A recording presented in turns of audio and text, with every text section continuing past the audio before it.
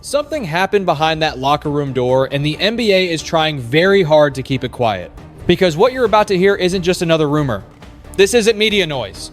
This is the kind of story that can fracture a franchise, shift power inside the league, and completely change how people look at LeBron James, his son Bronny James, and rising superstar Luka Doncic. Multiple insiders are now hinting at a moment that crossed the line. Not on the court, but off it. A private confrontation. No cameras, no media, just raw emotion. And according to reports, it got intense fast. But here's the part nobody can ignore. This tension didn't just appear overnight. For months, something has been building inside the Los Angeles Lakers locker room. Subtle signs, strange body language, moments where players avoided each other instead of celebrating together. And if you paid close attention, you could feel it. Something was off. Then suddenly, everything started leaking.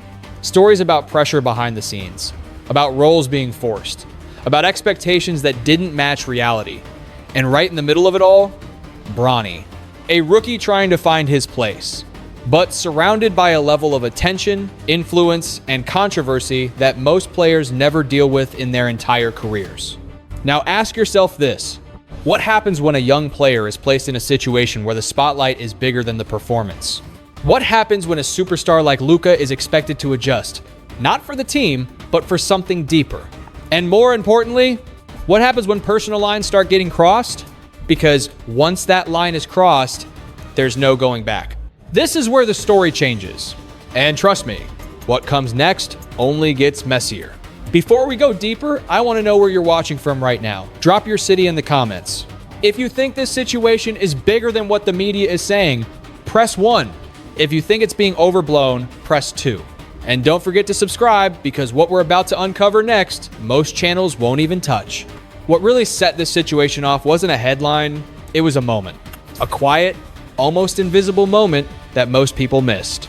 Back in February, tunnel footage started circulating. Nothing dramatic at first glance, just players walking, no shouting, no scene.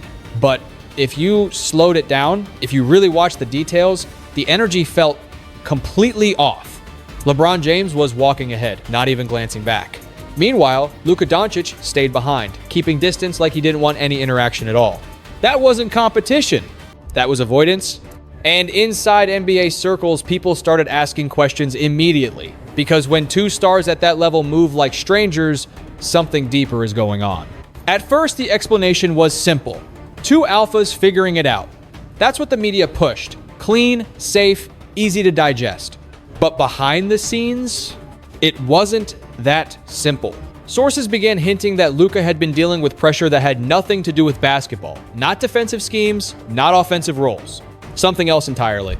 The expectation that he would help develop Bronny James. Think about that for a second. You're one of the most dominant players in the league. You're putting up elite numbers every single night. And instead of the system being built around maximizing you, you're being asked to adjust for a rookie. Not just any rookie. The son of one of the most powerful figures in NBA history. That changes everything. Because now it's not just about basketball anymore. It's about hierarchy, influence, and unspoken rules inside a locker room that's already under pressure. At first, Luka kept it professional. No public comments, no visible frustration, just showing up and delivering night after night. But internally, things were starting to build. Every extra minute, every rotation decision, every moment where the game plan didn't match the reality on the floor, it adds up. And then came the turning point. Rumors started spreading about something personal, something that had nothing to do with the game, but everything to do with respect. At first, people didn't believe it. It sounded too messy, too complicated, too risky to be real. But the more the story circulated, the louder it got. Because if those rumors were true, this wasn't just tension anymore. This was personal. And once things become personal inside a locker room like this, that's when everything can explode. And the worst part, this wasn't even the full story yet. Because what Luka was dealing with off the court made everything on the court feel 10 times heavier. And once you understand that part, you'll start to see why that quiet moment in the tunnel was actually a warning sign. To really understand why this situation reached a breaking point, you have to look beyond basketball. Because while fans were watching highlights, while analysts were debating stats, Luka Doncic was dealing with something far more personal behind closed doors. And it all traces back to one specific moment, December 6th, a date that should have been one of the happiest days of his life. Luka flew back to Slovenia for the birth of his daughter, a moment every father looks forward to, a moment that's supposed to bring peace, clarity, and purpose. But instead, everything started to unravel. Reports began surfacing about a heated situation at the hospital. Not just stress, not just disagreement, but something serious enough that authorities were reportedly called. Think about that. One of the biggest stars in the NBA dealing with intense personal conflict in the middle of what should have been a life-changing, joyful moment. And it didn't stop there. Within hours, Luka had to leave. No time to process, no time to settle anything. He got on a flight and went straight back to the US to rejoin the Los Angeles Lakers. Now imagine that mindset. You're expected to perform at an elite level under bright lights with millions watching, while your personal life is completely unstable.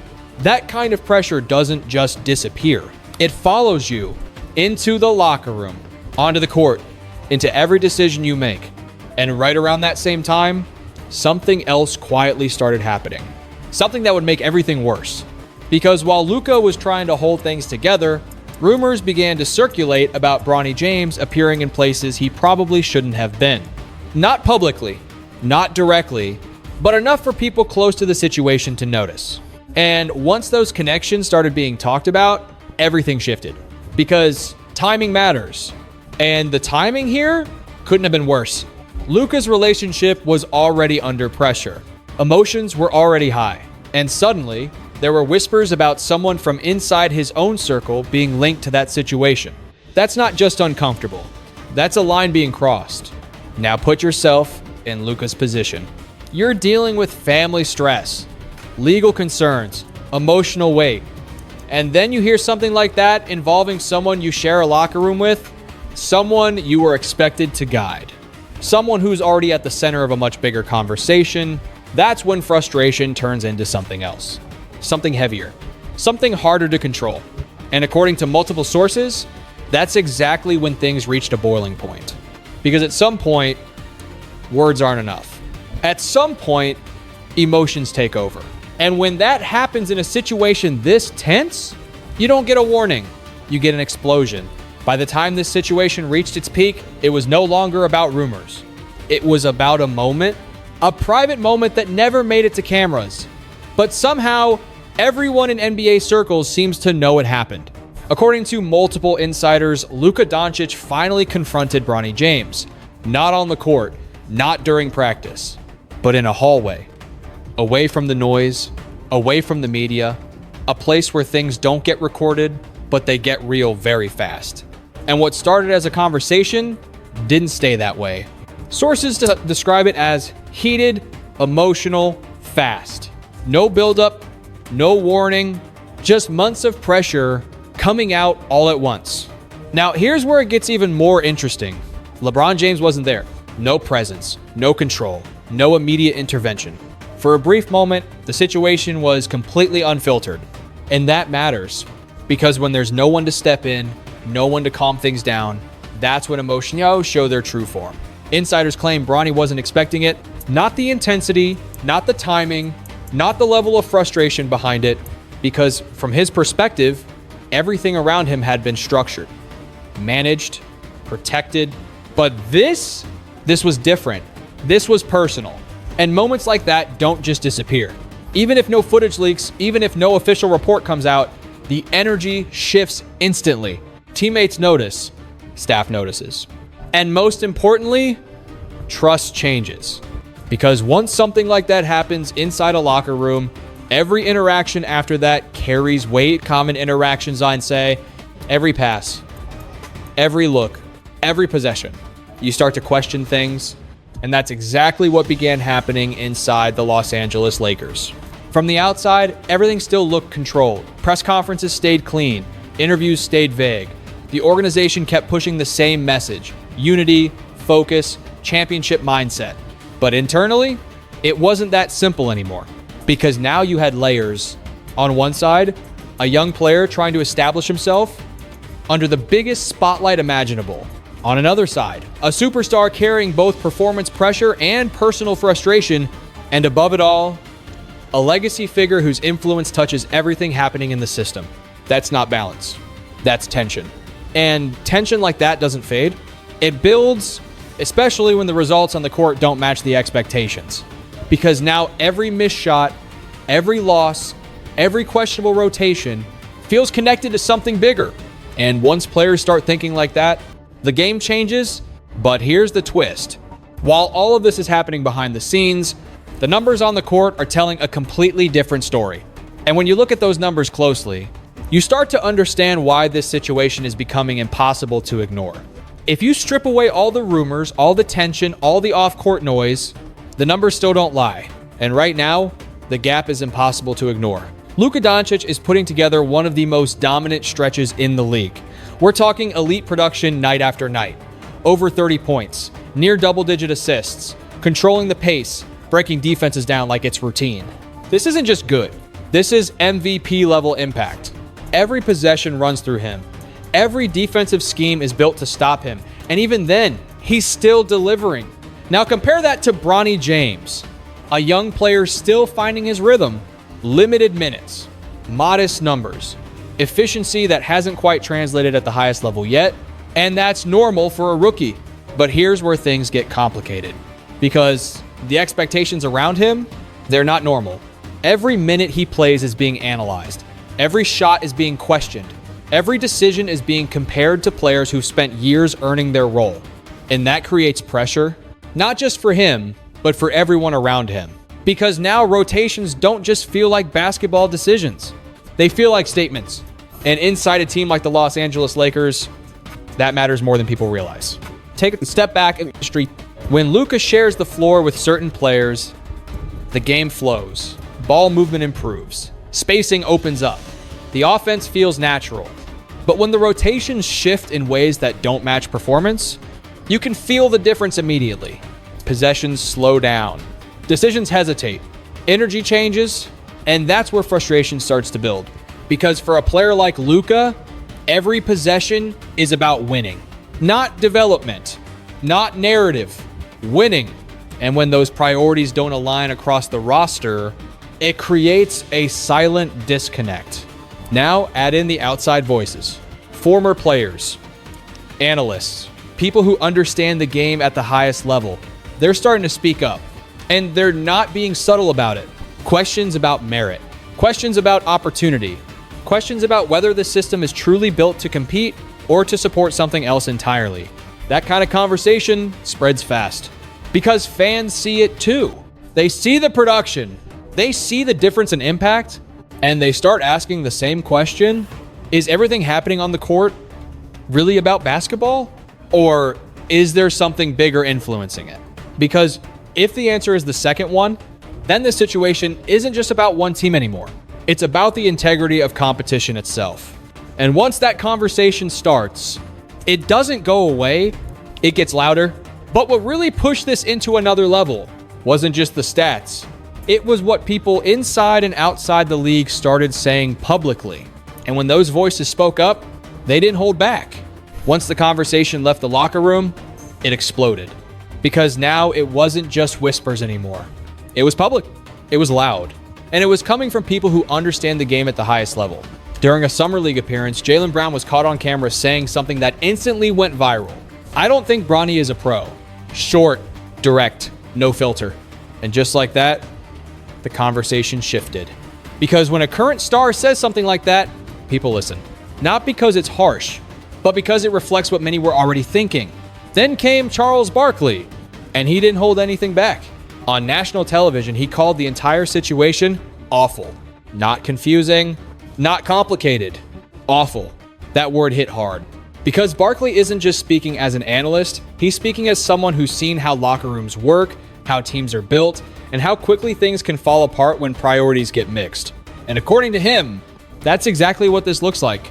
Then you had Magic Johnson stepping in with a more measured take. But just as telling, he suggested that development matters, that growth takes time, that not every player is ready for that level right away.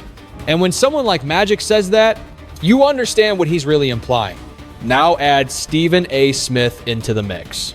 A voice that has defended LeBron James for years. Even he started pushing back, saying the narrative being forced around Bronny James isn't helping anyone. Not the team, not the fans, and definitely not Bronny himself.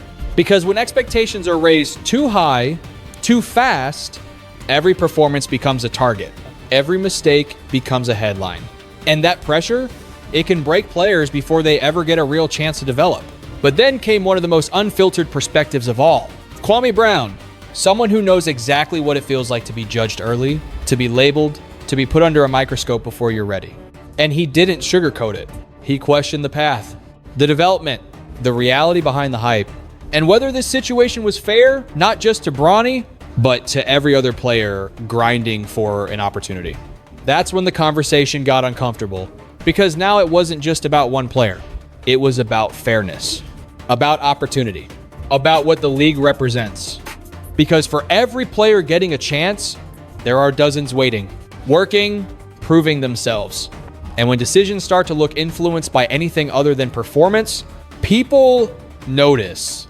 And once enough people notice, the pressure builds not just inside the team, but across the entire league. Because now every move is being watched. Every rotation is being questioned. Every decision is being analyzed from a different angle. And right in the center of all that noise is a player who's still trying to figure things out, and another player who's responding to all of it in the only way he knows how, by turning pressure into performance. And what he's doing next might be the most important part of this entire story. While the noise kept getting louder, while debates took over shows, social media, and locker room conversations, Luka Doncic did something that changed the entire narrative.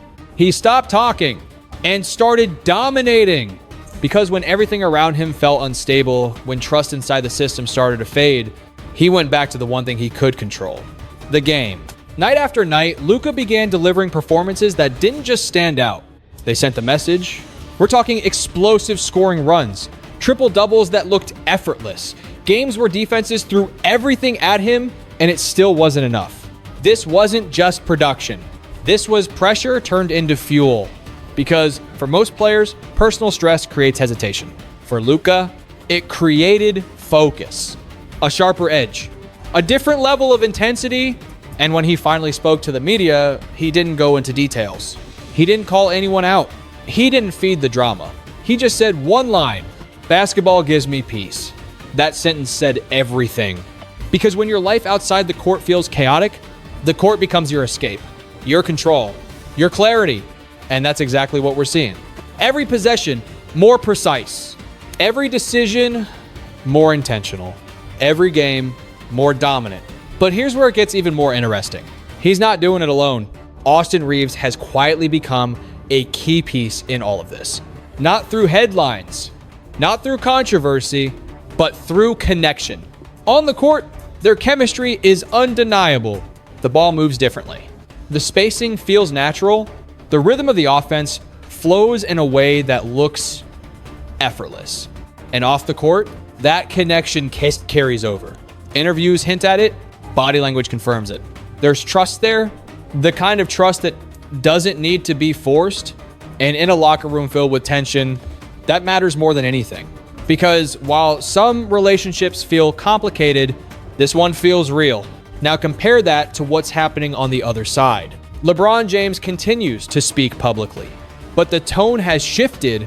Subtle comments, moments where responsibility seems redirected, situations where the focus doesn't stay where fans expect it to. And people are noticing, because when one side is building chemistry and the other side is creating questions, it creates a divide. Not loud, not obvious, but real. And in a team environment, even the smallest divide can grow fast. Because now it's not just about playing together. It's about believing in the same direction. And right now, that direction doesn't look clear, which leads to the biggest question yet. What is this team actually trying to be? A championship contender built around performance?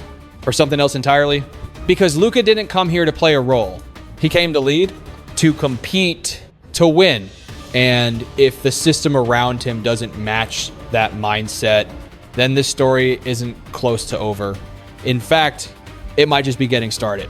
At this point, it's no longer just a team issue. It's a direction issue. Because when you step back and look at everything happening around the Los Angeles Lakers, you start to see two completely different paths forming. On one side, you have performance, results, players like Luka Doncic and Austin Reeves building real chemistry, producing wins, and showing what the team could look like when everything is aligned. On the other side, you have influence, long-term vision, and a growing belief that LeBron James is focused on something bigger than just this season. Because, let's be real for a second, LeBron understands time. He knows his window at the top is closing. And when a player of that level starts thinking about legacy, the decisions change. It's no longer just about winning right now. It's about what comes next. And for LeBron, that next seems to center around Bronny James. Now that's where opinions split. Some people see it as a father setting up his son for success. Others see it as something that disrupts the natural balance of a competitive team. And that difference in perspective, it's creating tension everywhere. Because when influence starts shaping rotations, minutes, opportunities, players notice. And when players notice, they start asking questions. Not publicly, but internally, questions like, is this about winning or is this about positioning? Because those are two very different things. And in a league where every possession matters, that difference can decide everything. Now layer that on top of Luka's situation. A player in his prime, producing at an elite level, trying to lead, but surrounded by decisions that don't always match the urgency to win now. That's where frustration turns into something deeper.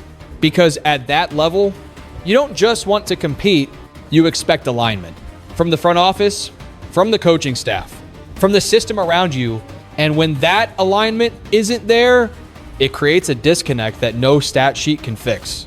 Now, here's the part most people aren't talking about. This isn't the first time the league has seen something like this, but it might be the most visible version of it.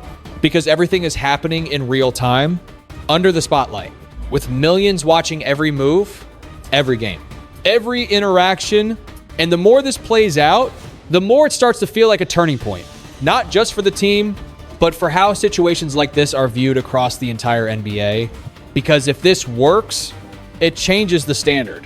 If it doesn't, it raises serious questions about fairness, about structure, about what really drives decisions at the highest level. And right now, no one knows which way it's going to go. But one thing is certain. The pressure is building. And when pressure builds like this, it always leads to a moment. A defining moment. The kind that forces everything into the open. The kind that decides what happens next. And that moment, it's coming. Now, everything is pointing toward one unavoidable truth. This situation is heading for a breaking point. Because tension like this doesn't just disappear. It forces decisions. And those decisions, they're going to define the future of the Los Angeles Lakers. Look at the position they're in right now. You have Luka Doncic performing at an elite level, carrying the offense, delivering results, and proving night after night that he's capable of leading a championship caliber team. At the same time, you have a system that doesn't fully revolve around maximizing that. And that's where the conflict becomes impossible to ignore. Because in the NBA, there's one rule that always wins in the end. You build around what works. Not what sounds good, not what looks good, what works. And right now, the production is clear, the chemistry is clear, the direction should be clear, but it's not, because there are forces pulling in different directions. On one side, winning now. On the other, shaping the future. And when those two timelines collide, something has to give. Now here's where things get even more serious. Around the league, people are watching closely. Front office, players, agents. Because situations like this don't stay isolated. They send signals. Signals about how decisions are made, about what matters most, about whether performance is still the ultimate priority. And if those signals start to shift, it affects everything. From free agency decisions, to locker room trust, to how players view their role inside a system. Because no elite player wants to be in a situation where control outweighs competition. And Luka, he's not just any player. He's the type of player you build around for the next decade. Which means, if things don't align, there's always another possibility. A possibility no one in Los Angeles wants to even think about. What if he starts looking elsewhere? Not publicly, not immediately, but internally, because once that thought enters a player's mind, it changes everything. The way they approach the game, the way they connect with teammates, the way they see the organization. And history has shown when a superstar starts questioning the direction, the clock starts ticking. Now add in the pressure from media, fans, and former players. Add in the constant spotlight. Add in the expectations that come with wearing that jersey. And suddenly, this isn't just a storyline anymore. It's a situation that demands resolution. Because if nothing changes, the outcome becomes predictable. And not in a good way. Which brings us to the final piece of this entire story. What does all this actually mean? Not just for the players involved, but for the game itself. Because when you step back and look at everything, there's a bigger lesson here. One that goes beyond stats, beyond drama, beyond headlines. And once you see it, you won't look at this situation the same way again. When you strip everything down, all the rumors, the tension, the headlines, the debates, what's left is something much deeper than basketball. Because this situation isn't just about LeBron James, Bronny James, or Luka Doncic. It's about balance. The balance between legacy and competition, between opportunity and merit, between influence and fairness. And that balance, it's one of the hardest things to maintain at the highest level of any sport. Because on one side, you have a father trying to create a path for his son. On the other, you have a player in his prime trying to win at the highest level possible. Both perspectives are real. Both are human. But when they exist in the same space, conflict becomes inevitable. And that's the real lesson here. Because the NBA has always been about more than talent. It's about chemistry, trust, alignment, the understanding that every player, no matter their name, their background, or their story, has to fit into a system built to win. And when that system starts to shift away from that foundation, even slightly, you feel it in the locker room, on the court, in the results. But here's the part most people overlook. Pressure doesn't just reveal weakness. It reveals truth. And what we're seeing right now is the truth about priorities, about direction, about what matters most when everything is on the line.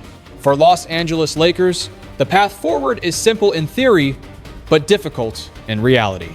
Choose alignment, choose clarity, choose a direction that every player can believe in. Because without that, no amount of talent is enough. For Bronny, this is just the beginning. And the best thing that can happen for him isn't pressure. It's time to grow, time to develop, time to earn his place without the weight of expectations that no young player should have to carry alone. For Luka, this is a test, not of skill, but of patience, of leadership, of whether he can stay focused in an environment that isn't fully stable. And for LeBron, this might be the most complex chapter of his entire career. Because legacy isn't just about what you build. It's about how you build it and how it impacts everyone around you. In the end, this story isn't finished. It's still unfolding. Every game, every decision, every moment. And now I want to hear from you. Do you think this situation is about protecting a legacy, or is it hurting the team's chances to truly compete? Drop your answer below. Press 1 if you believe this is about legacy. Press 2 if you think it's affecting winning. And if you made it all the way to the end, make sure you like the video, subscribe to the channel, and share this with someone who needs to see the full picture. Because stories like this, they don't stay hidden forever. And you already know we'll be here when the next chapter unfolds.